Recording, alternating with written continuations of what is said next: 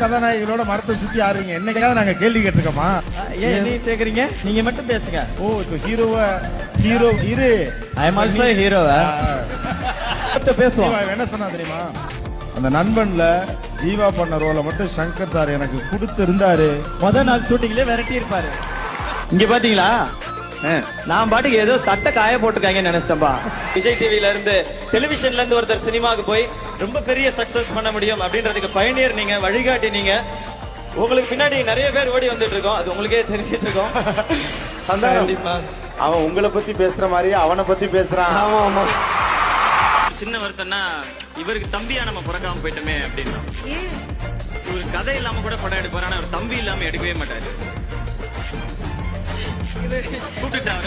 On ஸ்கிரீன்ல Sangeetha ma'am வந்து நீங்க யாரோட நடிக்கிறது வந்து ரொம்ப நல்லா இருக்கு அப்படின்னு சொல்லுவாங்க.